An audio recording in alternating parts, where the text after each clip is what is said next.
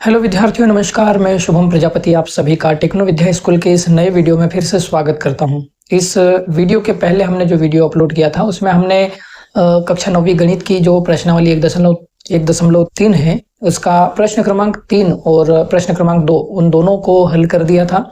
अब इस वीडियो में हम आगे के प्रश्नों को हल करने की शुरुआत करेंगे। तो बोर्ड पर मैंने प्रश्न क्रमांक 4 को लिखा है।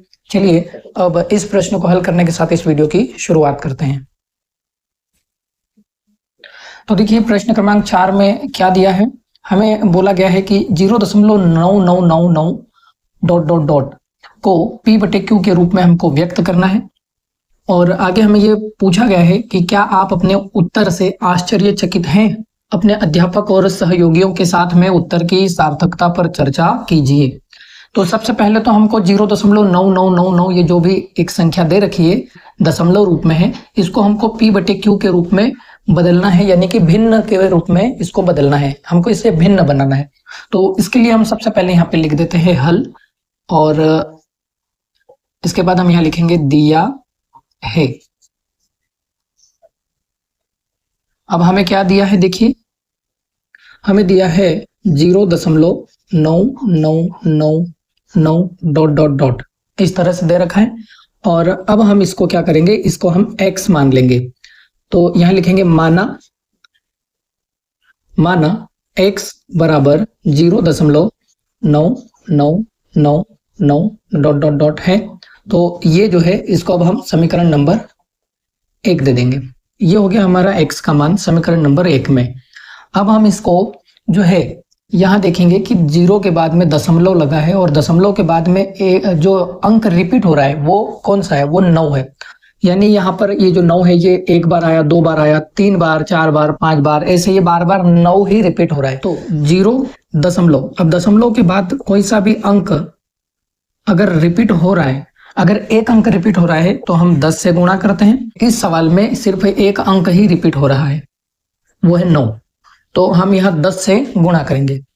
तो अब हम यहाँ पर लिखेंगे समीकरण 1 में 10 से गुणा करने पर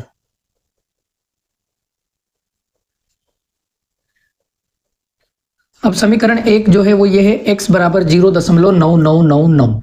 तो हम समीकरण 1 में 10 से गुणा करेंगे। तो यहां लिख देंगे हम 10 गुणा, और बराबर किस तरफ कौन है, x है, तो यहां लिख देंगे x। फिर है बराबर, तो ये बराबर लिखा। फिर से अब 10 का गुणा अब हमको इस तरफ भी करना है, तो 10 गुणा 0.9999। तो यहां लिख देंगे 0.9999 ... इस तरह से अब इनका गुणा करेंगे। यहां पर भी इनका गुणा होगा, तो 10 का x में गुणा होगा तो 10x हो जाएगा। 10 का x में गुणा किया तो 10x हो गया, बराबर 10 का इस 0.9999 में गुणा होगा। तो क्या होगा, यहां से ये जो दशमलव है ये एक अंक पीछे शिफ्ट हो जाएगा, एक अंक पीछे चला जाएगा। क्यों एक अंक पीछे जाएगा, ऐसा इसलिए क्योंकि 10 में हमने गुणा 10 से किया है, तो 10 में कितनी शून्य होती है, सिर्फ एक शून्य होती है। तो एक शून्य होती है, इसलिए यह एक अंक पीछे की तरफ चला जाएगा, कौन, दशमलव। और पीछे क्यों जाएगा, क्योंकि हम गुणा कर रहे हैं। अगर भाग लगाते तो आगे की तरफ आता है, जब गुणा होता है तो पीछे की तरफ दशमलव चला जाता है। तो यहाँ पर गुणा हो रहा है, इसलिए ये दशमलव जो है यह पीछे की तरफ जाएगा। तो यहाँ से यह जो दशमलव है यह यहाँ आ जाएगा। तो ये 0 जो है ये हम लिख दिए यहाँ पे इस तरह से, और ये 9, उसके बाद ये 9 इस तरह से। तो ये दशमलव एक अंक पीछे गया, तो यानी 9 के ठीक पहले वाले 9 के ठीक पीछे चला गया, तो यहाँ पर लगेगा दशमलव। ठीक है, अब दशमलव लग गया तो यहाँ आगे इस 9 के आगे ये जो 0 है इसको लगाने का कोई फायदा नहीं होता है। अब ऐसा क्यों, क्योंकि 0 9 लिखो, यानी इस तरह से 9 लिखो या फिर ऐसे 9 लिखो, ये दोनों एक ही है। तो हम इसको 0 हटा के ऐसे 9 बना सकते हैं, इसमें कोई भी दिक्कत नहीं होती है। ठीक है, तो ये हो गया 9.9999 ... और इसको हम बोलेंगे समीकरण नंबर 2। अब हम क्या करेंगे, समीकरण 2 में से समीकरण 1 को घटाएंगे। तो यहाँ लिखेंगे समीकरण 2 माइनस समीकरण 1। तो समीकरण 2 ये है, और इस समीकरण 2 को यहां हम ऐसे कैसे लिख देंगे, इसी तरह से। तो यहां लिखेंगे 10x बराबर 9.9999 डॉट डॉट डॉट डॉट। अब समीकरण 2 को तो हमने लिख दिया, माइनस करना है यानी घटाना है समीकरण 1 को। तो समीकरण 1 यहाँ है, x बराबर 0.999। इसको अब हम इसके ठीक नीचे लिखेंगे, तो x 10x के ठीक नीचे x आएगा, बराबर के नीचे बराबर, 0 के नीचे 9, दशमलव के नीचे दशमलव, और बाकी 9 के नीचे 9, इस तरह से आ जाएंगे। तो 10x के नीचे x यहां लिख दिया हमने, x बराबर 0.999, ये लिख दिया 0, दशमलव के ठीक नीचे दशमलव, 9 डॉट डॉट डॉट। ठीक है, अब इसके बाद हम इसको घटाएंगे। अब हम इसमें घटाव करेंगे, तो घटाएंगे तो यहां पर चिन्ह माइनस, यहां पे भी माइनस। 10x में से ये एक x को घटाएंगे, 10x है ये, यहाँ पर एक x है, 10x में से एक x को घटाया तो यहाँ पर बचेगा 9x बराबर, यहाँ पर ये डॉट डॉट डॉट डॉट चल रहा है, 9 में से 9 गया तो 0, ये डॉट डॉट डॉट, 9 में से 9 गया 0, 9 में से 9 गया 0, 9 में से 9 गया 0, 9 में से 0 गया तो 9, और ये दशमलव, दशमलव के ठीक नीचे दशमलव। अब यहाँ पर दशमलव ये जो लिखा है 9.0000 ऐसे लिखा है, तो यहाँ पर ये दशमलव के पीछे कितने भी जीरो हो, इनको लगाने का कोई फायदा नहीं होता। मतलब 9 के पीछे 1 जीरो हो, दशमलव के बाद 9 दशमलव के बाद 2 जीरो हो, या 9 दशमलव के बाद में भले ही 1000 जीरो लगा दी, इनका मतलब क्या होता है, सिर्फ 9 होता है। तो आप इनको सीधे इस तरह से सीधा एक बार में 9 लिख सकते हैं, यानी पीछे के जो जीरो है इनको हम हटा भी देंगे तो कोई भी परेशानी नहीं होने वाली। तो यहाँ हो गया 9x बराबर में 9। तो x का मान हम निकालेंगे, हम x का मान निकालेंगे, तो x का मान निकालेंगे इसलिए x को इधर ही रखेंगे, और ये जो 9 है इसको हम बराबर के इस तरफ भेजेंगे। ये जो 9 है इसको बराबर के इस तरफ लेके आएंगे, इस 9 के पास में। तो ये 9 जब इधर जाएगा, यहाँ ये 9 x के साथ में गुणा में है, 9 और x आपस में गुणा में है। 9 को जब बराबर के इस तरफ भेजेंगे तो ये भाग में जाएगा, यानी 9 के बटे में 9 चला जाएगा, तो बराबर 9 बटे में ये वाला 9 यहाँ नीचे आ गया। ठीक है, तो x का मान आया 9 बटे 9, और ये जो 9 बटे 9 है ये 9 से कट जाएगा, तो 9 एकम 9, 9 एकम 9, तो 1 बटा 1 आ जाएगा। तो x का मान आया 1 बटा 1। अब 1 बटा 1 का क्या मतलब होता है, 1 में 1 का भाग तो 1 ही आएगा, तो x का कुल मिलाकर मान कितना आया, 1। ठीक है, ये हो गया x का मान 1। अब हमको ये बोला था कि जो 0.999 है इसको p बटे q के रूप में व्यक्त करना है, तो p बटे q के रूप में व्यक्त करना है, यानी 1 बटे 1, तो ये भी सही है, यहाँ पर ये p बटे q के रूप में हो गया। ये लिखोगे तो भी सही है, क्योंकि इसके बटे में 1 लगाने में कितना देर लगती है, और बटे में 1 हम मन से लगा सकते हैं किसी भी संख्या के बटे में, और उसको p बटे q के रूप में बदल सकते हैं। अब ये तो हो गया व्यक्त, लेकिन आगे क्या बोला है कि क्या आप अपने उत्तर से आश्चर्यचकित हैं, मतलब क्या आपको अपने उत्तर को देखकर आश्चर्य नहीं हो रहा है कि यार प्रश्न में तो हमको 0.99 दिया हुआ था, और हमने जब उसको x मान के आगे हल किया तो x तो लगभग 1 के पास था, तो 1 आ गया उत्तर में। तो ऐसा क्यों हुआ, क्योंकि ये 1 की तरफ बढ़ रहा है। ये जो 0.99 है ना, ये जो 0.999 लिखा है यह 1 की तरफ बढ़ रहा है, तो इसलिए यहाँ पर ये x का मान 1 आया। आप इसको ऐसे समझ सकते हैं, जैसे कहीं पर अगर लिखा है 1.999 डॉट डॉट डॉट, तो ये कुल मिलाकर लगभग ये 2 के पास में है, तो ये क्या बन जाएगा, तो 2 बन जाएगा। अगर कहीं पे लिखा है 57.999 यानी 57.999, तो ये लगभग 57, ये जो 57.999 है यह लगभग 58 के पास में, तो ये 58 बन जाएगा। उसी तरह से यहाँ पर भी जो 0.999 है यह 1 के लगभग पास ही है, तो इसलिए यहाँ x का मान 1 आया है। ठीक है, तो ये इसी के बारे में हमें प्रश्न में बोला गया था कि आप अपने जो टीचर हैं, जो आपके साथ में पढ़ने वाले आपके जो सहपाठी हैं, दोस्त हैं, उनके साथ में इस उत्तर के बारे में थोड़ी चर्चा करो कि ऐसा क्यों हुआ होगा, तो वो मैंने आपको बता दिया है। ठीक है, अब हम अगले प्रश्न पे बढ़ते हैं, प्रश्न क्रमांक 5 पे। तो देखिए ये है प्रश्न क्रमांक 5। इसमें लिखा है 1/17 के जो दशमलव प्रसार हैं उसमें जो दशमलव प्रसार आएगा उसमें अंकों की जो पुनरावृत्ति खंड है उसमें अंकों की अधिकतम संख्या क्या हो सकती है।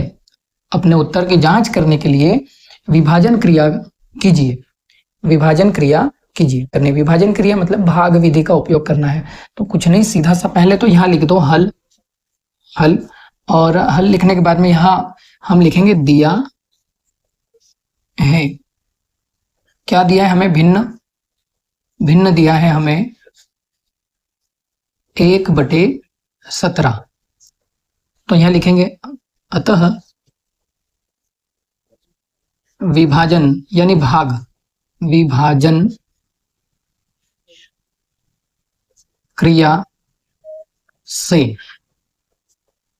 अब विभाजन क्रिया से क्या करेंगे हम? 1 में 17 से भाग लगाएंगे। तो यहां लिखेंगे 1 और यहां पर लिखेंगे 17। अब 17 से भाग लगाएंगे 1 में तो हमको 17 के पहाड़े की भी जरूरत पड़ेगी। तो मैं पहले पहाड़ा यहाँ पे इस तरफ लिख देता हूं ताकि आपको आसानी हो। तो मैंने यहाँ पर 17 का पहाड़ा जो है वो लिख दिया है और इस पहाड़े की मदद से हम अब यहाँ पर भाग लगाएंगे 1 में। 17 का पहाड़ा ऐसा बोलना है कि 1 से ऊपर नहीं जाना है। तो क्या भाग लगेगा? भाग नहीं लगेगा। तो हमको क्या करना पड़ेगा? यहाँ पर उत्तर में सबसे पहले 0 और दशमलव लगाना पड़ेगा क्योंकि भाग नहीं लग रहा है पहली बार में, और इसी वजह से हमने 0 और दशमलव लगाया। ये इसीलिए लगाते हैं ताकि हम जब जब पूरे सवाल में जहां पर भी हमको एक 0 की जरूरत पड़े तो हम वो एक 0 ले सकते हैं।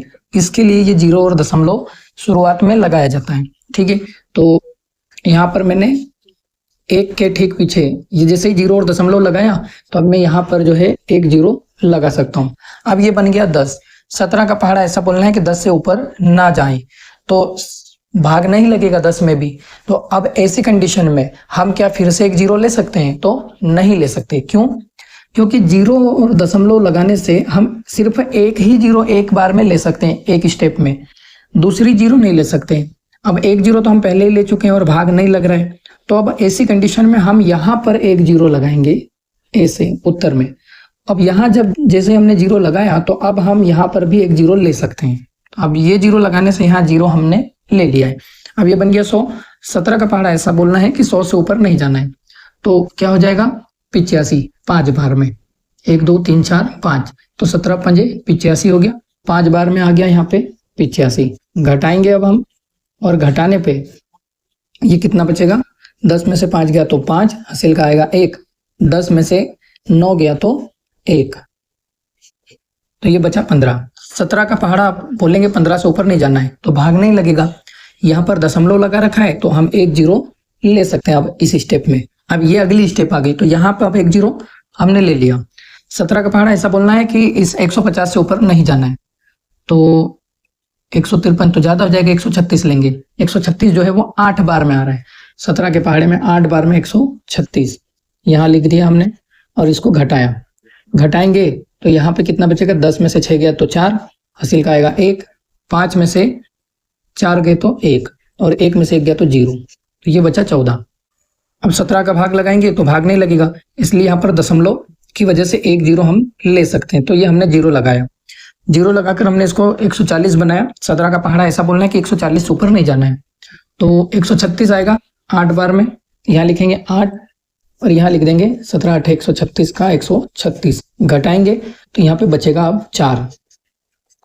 अब यहाँ दशमलव है तो हम एक 0 लगाकर इस 4 को बनाएंगे 40 और 40 बनाएंगे। अब 17 का पहाड़ा ऐसा बोलना है कि 40 से ऊपर नहीं जाना है, तो 2 बार में 34 आएगा। यहाँ लिख देंगे 2 और यहाँ हो जाएगा 34। घटाएंगे, घटाने पे कितना बचेगा? सिर्फ 6। ठीक है, अब इस दशमलव की वजह से एक 0 फिर से हम यहाँ लगाएंगे और ये बन जाएगा 60। 17 का पहाड़ा ऐसा बोलना है कि 60 से ऊपर नहीं जाना है, तो 51 आएगा 3 बार में।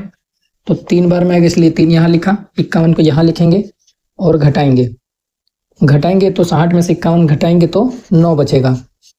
ठीक है, अब वापस इस दशमलव की वजह से एक 0 लगाएंगे। यहाँ पे 0 लगाया, इस दशमलव की वजह से एक 0 लगा के हमने इसको 90 बनाया। 17 का पहाड़ा ऐसा बोलना है कि 90 से ऊपर नहीं जाना है, तो 85 आएगा 1 2 3 4 5 बार में। यहाँ हो जाएगा 585, घटाएंगे 90 में से 85 को घटाया तो कितना बचेगा, 5 बचेगा। ठीक है, फिर से अब इस दशमलव की वजह से यहाँ पर एक जीरो लगाएंगे और ये 50 बना देंगे। 17 का पहाड़ा ऐसा बोलिए कि 50 से ऊपर नहीं जाना है, तो 2 बार में 34 ही आएगा। यहाँ हो जाएगा 2,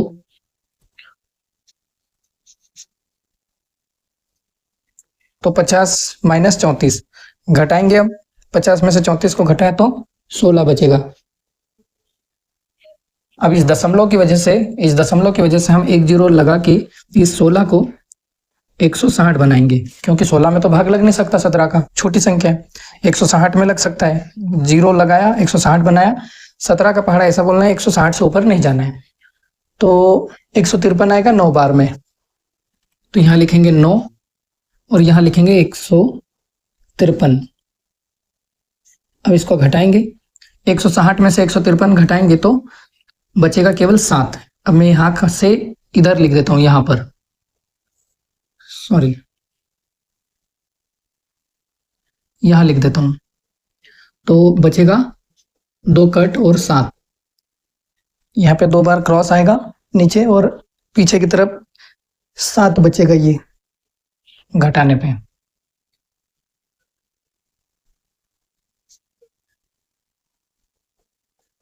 और इस तरफ कट हो जाएगा। ठीक है, अब 17 का पहाड़ा ऐसा बोलना है 7 से ऊपर नहीं जाना है, तो 7 में तो भाग लग नहीं सकता, लेकिन दशमलव है तो इस दशमलव की वजह से इस 7 में हम जीरो लगाकर इसको 70 बना सकते हैं। तो अब बन गया 70। 17 का पहाड़ा ऐसा बोलना है कि 70 से ऊपर नहीं जाना है, तो 70 से ऊपर नहीं जाना है मतलब 4 बार में 68 आ जाएगा, तो यहाँ लिखेंगे हम 4 और यहाँ लिख देंगे 68। घटाएंगे, घटाने पे बचेगा सिर्फ 2। अब इस 2 में इस दशमलव की वजह से एक जीरो लगाकर इसको हम 20 बनाएंगे, और 17 का पहाड़ा ऐसा बोलेंगे 20 से ऊपर नहीं जाना है, तो एक बार में 17 एकम 17, तो यहाँ 1 आएगा, यहाँ हो जाएगा 17। घटाने पे बचेगा कितना, 3। ठीक है, यहाँ पर 3 बचा। इस 3 में अब इस दशमलव की वजह से एक जीरो लगाएंगे और ये 3 जो है वो क्या बन गया, 30 बन गया। 17 का पहाड़ा ऐसा बोलिए इस 30 से ऊपर नहीं जाना है, तो एक बार में 17 ही आएगा, 17 एकम 17, क्योंकि 2 बार में तो 34 हो जाएगा, ज्यादा हो जाएगा। घटाएंगे तो बचेगा कितना, 13 बचेगा। अब फिर से इस 13 में इस दशमलव की वजह से एक जीरो लगाकर इसको 13 से 130 बनाएंगे। अब 17 का पहाड़ा ऐसा बोलना है 130 से ऊपर नहीं जाना है, तो 119 आएगा कितनी बार में, 7 बार में, तो यहां लिखेंगे 7 और यहां आएगा 119। घटाएंगे, घटाने पे कितना बचेगा, अब ये 11 बचेगा। अब इस 11 में इस दशमलव की वजह से इस 11 में एक जीरो लगाकर इसको बनाएंगे 110। 17 का पहाड़ा ऐसा बोलिए 110 से ऊपर नहीं जाना है, तो 102 आएगा 6 बार में, यहां लिखेंगे हम 6, यहां लिखेंगे 102। घटाएंगे तो बचेगा 102, 110 में से 102 गया तो 8।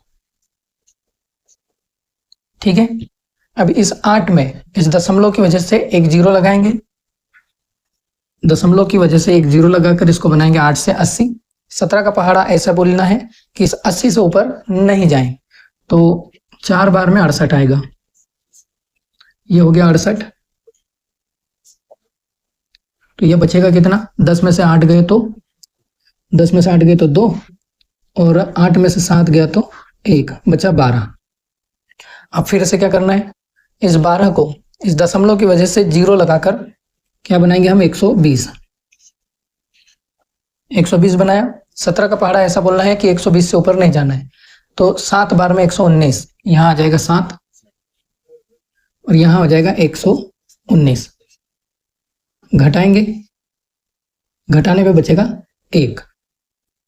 अब ये 1 वही है जो शुरुआत में था, मतलब ये एक अशांत आवर्ती दशमलव है, ये एक अशांत आवर्ती दशमलव है, और इस वजह से इतने अंकों के बाद में ये फिर से यहीं से रिपीट होने लग जाएगा, फिर से सारे, यानी अब ये 1 जो है इसमें भाग नहीं लगेगा, इसको हम 100 बनाएंगे, फिर हम जो है 5 बार भाग लगेंगे 85 आएगा, 8 बार लगाएंगे 136 आएगा, 150, 140, ऐसे ये सेम पूरा प्रोसेस अब यहाँ से रिपीट होने लग जाएगा। फिर से पूरा प्रोसेस यहाँ से रिपीट होने लग जाएगा, यानी यह इतना बड़ा जो नंबर है ये क्या हो रहा है, रिपीट होगा। यानी ये अशांत दशमलव है और साथ ही आवर्ती है, अशांत आवर्ती। तो हमको यहाँ पे पूछा गया है कि 1/17 का जो दशमलव प्रसार है इसमें जो अंकों का पुनरावृत्ति खंड है, यानी कि जहां से अंक जो जहां पे दशमलव प्रसार है उसमें जो अंक रिपीट हो रहे हैं वो वाला जो हिस्सा है जिसमें अंक बार बार रिपीट हो रहे हैं वो वाले हिस्से में अंकों की अधिकतम संख्या क्या हो सकती है। तो हम गिनते हैं, यह 1 2 3 4 5 6 7 8 9 10 11 12 13 14 15 16, यानी टोटल कितने अंक है जो रिपीट हो रहे हैं, 16 अंक। तो हम यहाँ उत्तर में लिखेंगे अधिकतम अंकों की संख्या, अधिकतम संख्या क्या हो सकती है, पुनरावृत्ति खंड में अंकों की अधिकतम संख्या जो है वह 16 है। हम लिखेंगे अतः